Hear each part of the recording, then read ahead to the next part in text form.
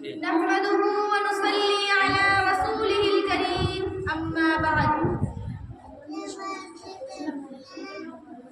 میں آج اس سنہرے موقع پر آپ حضرات کے سامنے 15 اگست یعنی انڈیپینڈنس ڈے کے متعلق کچھ گفتگو کرنے جا رہی ہوں۔ امید ہے کہ آپ حضرات بغور سماعت فرمائیں گے۔ برادران وطن، اس گلستان کو سجانے کے لیے کتنا وقت لگا اور کس طرح انگریز ظالم و جابر حکمرانوں کے پنجوں سے ہمارے ادھیکار میں یہ ملک آیا، اس کی ایک طویل تاریخ ہے۔ تاہم اس سے پہلے کہ اس کے گیسویں راز و نیاز پر کچھ تبصرہ کیا جائے، میں سب سے پہلے اپنی طرف سے اور تمام سامعین اکرام کی طرف سے ان بہادروں کو، ان سپوتوں کو مبارکباد دینا چاہتی ہوں جنہوں نے صرف اپنے پسینے سے ہی نہیں بلکہ اپنے خون کے دھبوں سے اس ملک کو سینچا اور آباد کیا،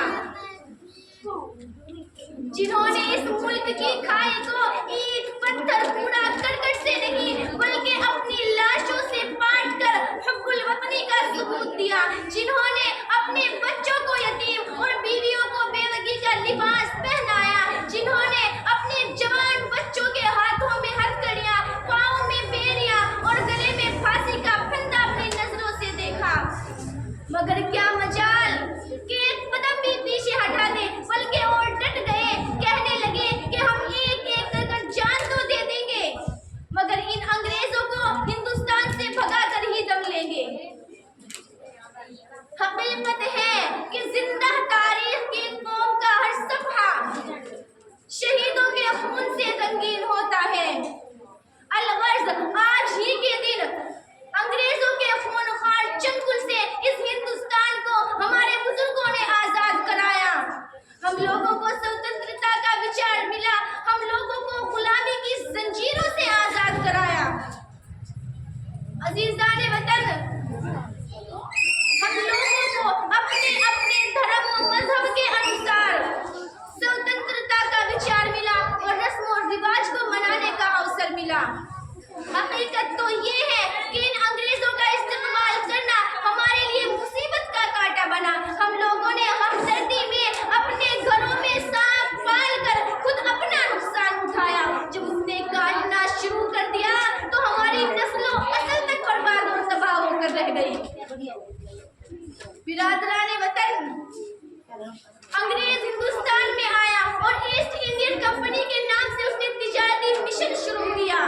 اور جب اس نے اپنی جڑیں مضبوط کر لی، جب اس نے اپنی جڑوں کو پھیلا لیا تو ہمارے مال، عزت و آبرو پر حملہ کرنے لگا۔ ہماری حالت مزدوروں سے بھی برتر ہو گئی اور ہمارے خون کی حیثیت اس کی نظر میں پسینے سے بھی کم تھی۔ اس کا ناپاک سایہ ہمارے صاف و شفاف بدن میں بدبو پیدا کر رہا تھا اور ہمارے ملک کو خراب کر رہا تھا اور ہمارے بزرگوں کو موت کے گھاٹ اتار رہا تھا، ہماری ماں اور بہنوں کی عزتوں پر ڈاکہ زنی کر رہا تھا، اور ایسے ماحول میں یہ ہندوستان جوجھ رہا تھا۔ ایسے نازک وقت میں، ایسے خطرناک ماحول میں ملت کے جانثار، ملک کے ہونہار، وطن کے جانثار حضرت علماء اکرام اور دانشوران قوم نے انگریزوں کے خلاف کھڑی ہوئی۔ ادھر حضرت شاہ عبدالعزیز محدث دہلوی رحمۃ اللہ علیہ نے خطبہ صادر کر دیا، انگریزوں کی نیندیں اڑا کر رکھ دی، جگہ جگہ آزادی کا پرچم لہرانے لگا، مارے گئے، کاٹے گئے، درختوں پر لٹکائے گئے، حرام خانوں میں ڈالے گئے، حرام خانوں میں ڈالے گئے اینٹ پتھر کوڑا کرکٹ پانی اور گولیوں کے نشانوں پر سادے گئے۔ مگر کیا مجال کہ انگریز آزادی کے جیالوں کو ایک قدم بھی روک دیتا، بلکہ وہ ڈٹ گئے۔ ادھر حضرت قاسم نانوتوی رحمۃ اللہ علیہ نے تقریر کرتے ہوئے اعلان فرما دیا، اے لوگوں، کیا تمہیں معلوم ہے کہ انگریز تمہارے سروں پر کھڑا ہے اور اپنی حکومت کا جال پورے ہندوستان میں بچھا رہا ہے، اس سے لڑائی کے لیے تیار ہو جاؤ۔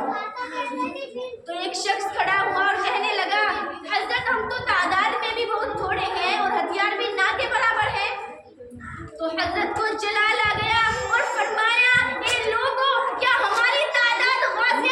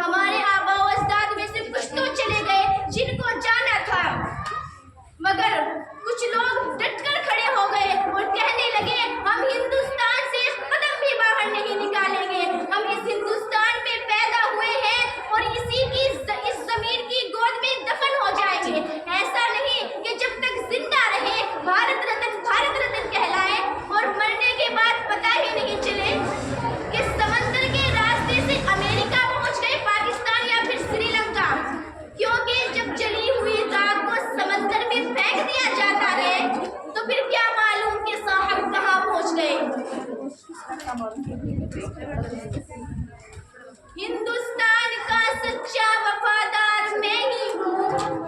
हिंदुस्तान का सच्चा वफादार मैं ही हूँ, खबरों से पूछ असल जिम्मेदार मैं ही हूँ।